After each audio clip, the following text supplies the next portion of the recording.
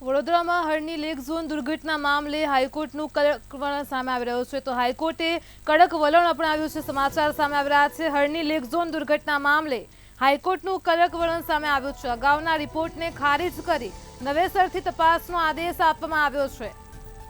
તો ડોક્ટર વિનોદ રાવત કૌભાંડના કિંગપિન હોવાનું સામે આવ્યું છે. 3 જુલાઈએ થયેલ સુનાવણીનો આદેશ આજે અપલોડ થયો છે. તો 3 જુલાઈનો આદેશ આજે અપલોડ થતાં જ ખળભળાટ મચી ગયો છે. વડોદરામાં હળની લેક દુર્ઘટના મામલે હાઈકોર્ટે કડક વલણ અપનાવ્યું છે. બંને કમિશનરો સ્થાયી સમિતિ ઠરાવ પાસ કરનાર જવાબદાર હોવાનું સામે આવ્યું છે.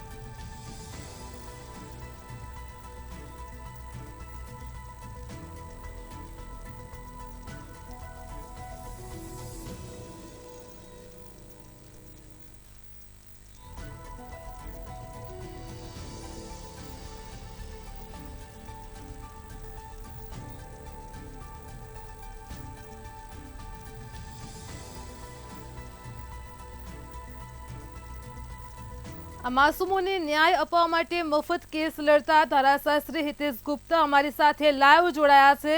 તો જે હિતેશભાઈ, આપને એક સવાલ પૂછવા માંગીશ કે જે હળની લેક ઝોન દુર્ઘટના મામલે હાઈકોર્ટે અત્યારે કડક વલણ અપનાવ્યું છે. હવે નવેસરથી તપાસનો આદેશ આપ્યો છે. આપ શું કહેશો?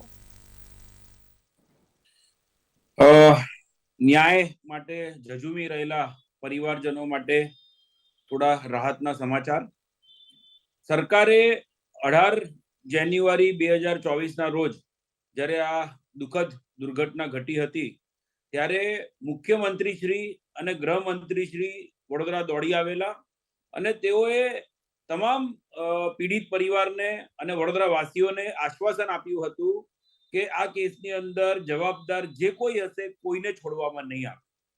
આ કેસના જ્યારે દસ્તાવેજો અમારી સામે આવ્યા હતા ત્યારે દેખીતી રીતે આ માનવ વધની પાછળ વડોદરા કોર્પોરેશનમાં થયેલો ભ્રષ્ટાચાર જવાબદાર છે એવું જણાતું હતું. કારણ કે કેટલાક બનાવટી દસ્તાવેજો ઉભા કરીને કોટિયા પ્રોજેક્ટ નામની જ કંપનીને આ પ્રોજેક્ટ મળે એ રીતનું એક ષડયંત્ર રચવામાં આવ્યું અને તેમાં સીધે રીતે મ્યુનિસિપલ કમિશનર તરીકે ફરજ બજાવતા આ 2 મ્યુનિસિપલ કમિશનર હતા. પહેલા હતા HS પટેલ અને ત્યારબાદ જૂન 2016 થી ડોક્ટર વિનોદ રાવ, જેમને આ કિંગપિન તરીકે પૂરું આખું કાર્યભાર સંભાળ્યો અને ત્યાર પછી સ્થાયી સમિતિથી લઈને સામાન્ય સભામાં પણ આ ઠરાવ કોટિયા પ્રોજેક્ટને જ મળે અને આ પ્રોજેક્ટ કોઈ પણ રીતે એમને અપાવવા માટે જે કોઈ ખોટા બનાવટી દસ્તાવેજો ઉભા થયા અને ત્યારબાદ આ ઠરાવ કરીને આ પ્રોજેક્ટ એમને આપવામાં આવ્યો કોટિયા પ્રોજેક્ટને.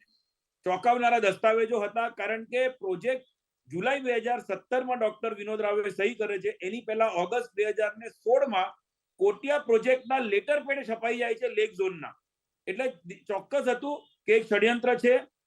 ઝઝૂમી રહ્યા હતા પરિવાર કે ન્યાય મળશે, પરંતુ જ્યારે સરકારે ન્યાય ન કર્યો, સરકારે સાચી તપાસ ન કરી અને નામદાર ગુજરાત હાઈકોર્ટે 2 મહિના પહેલા આદેશ કર્યો હતો કે મ્યુનિસિપલ કમિશનરની સામે ફેક્ટ ફાઇન્ડિંગ કમિટી અને ડિપાર્ટમેન્ટલ ઇન્ક્વાયરી કરવામાં આવે. પ્રિન્સિપલ સેક્રેટરીને આદેશ કરેલો, પરંતુ ચોંકાવનારો રિપોર્ટ હતો કે જે રિપોર્ટ નામદાર ગુજરાત હાઈકોર્ટ સમક્ષ 3 જુલાઈના રોજ મૂકવામાં આવ્યો અને નામદાર હાઈકોર્ટે જ્યારે 3 જુલાઈએ આ ઓર્ડર વંચાણે લીધો તો એક વાત સ્પષ્ટ હતી કે મ્યુનિસિપલ કમિશનર ડોક્ટર વિનોદ રાવને બચાવવાના જ પ્રયાસો થઈ રહ્યા હોય એ પ્રકારનો આ રિપોર્ટ.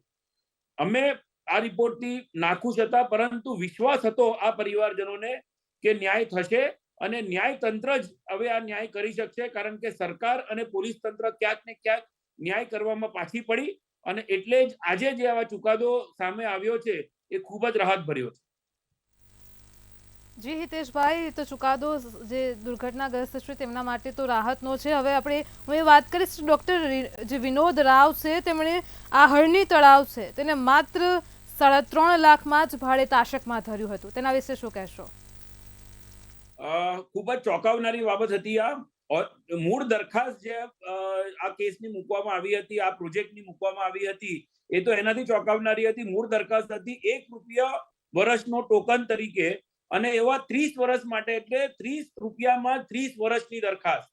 મૂળ દરખાસ્ત કઈક આ પ્રોજેક્ટની આવી હતી, જેને પછી ડોક્ટર વિનોદ રાવે કોઈ ચોક્કસ કારણોસર કોઈ પણ ટેન્ડરની કોઈ પણ પ્રક્રિયા હાથ ધર્યા વગર 3,01,111 કરી દીધી અને એવી રીતે કોઈ પણ પ્રકારના વધારા વગર 30 વર્ષ માટે આ પ્રોજેક્ટ 3 લાખના નજીવા દરે આખો પ્રોજેક્ટ પીપીપી યોજના હેઠળ કોટિયા પ્રોજેક્ટ નામની પેઢી જે ખરેખર નામની જ પેઢી હતી અને આમાં મૂળ ષડયંત્ર જે હતું એ ગોપાલ શાહ કરીને વડોદરા સેવા સદનમાં જ ટાઉન પ્લાનિંગના અધિકારી તરીકે ફરજ બજાવી ચૂકેલા એવા ગોપાલ શાહ આના પાછળના માસ્ટર માઇન્ડ હતા અને તેમને જ આ મ્યુનિસિપલ કમિશનરો સાથે સાંઠગાંઠ કરીને આ આખું ષડયંત્ર રચ્યું હતું.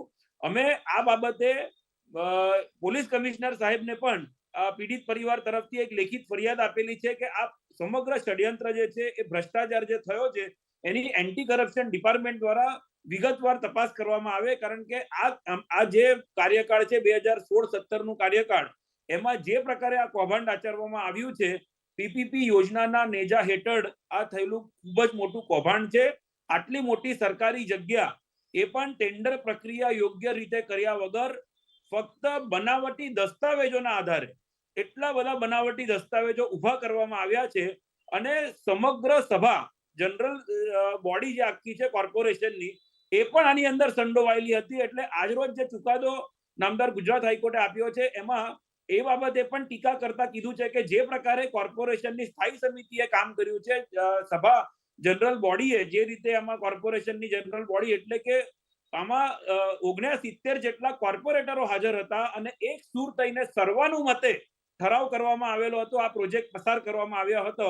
એ ચોંકાવનારું બાબત હોવાનું નામદાર ગુજરાત હાઈકોર્ટે આજે ઓબ્ઝર્વ કર્યું છે અને પ્રિન્સિપલ સેક્રેટરીને એ પણ આદેશ કર્યો છે કે જ્યારે જનરલ બોડી આ પ્રકારનું આંખ બંધ કરીને કામ કરતી હોય ત્યારે એ પણ પોતાની ફરજ ચૂકવી રહી છે અને એટલે ભવિષ્યમાં આ પ્રકારનું કોઈ પણ ફરીથી નિર્માણ ન થાય એનું ચોક્કસ પ્રિન્સિપલ સેક્રેટરીએ ધ્યાન રાખવું પડશે, એ પ્રકારનો પણ આજરોજ આદેશ કર્યો છે. જી હિતેશભાઈ, આજે માસૂમ બાળકો છે તેમને જલ્દીથી જલ્દી ન્યાય મળે તેવી આશા રાખીએ છીએ. તમે અમારી સાથે જોડાયા અને માહિતી આપી એ બદલ આપનો આભાર. તો વડોદરામાં હરણી લેક ઝોન દુર્ઘટના મામલે હાઈકોર્ટનું કડક વલણ સામે આવ્યું છે. 12 માસૂમ બાળકો અને 2 શિક્ષિકાઓના આત્માને ન્યાય મળશે તેવી આશા રાખીએ છીએ. હાઈકોર્ટ દ્વારા હવે આદેશ આપવામાં આવ્યો છે. સમગ્ર મામલે નવેસરથી તપાસનો ધમધમાટ શરૂ થશે.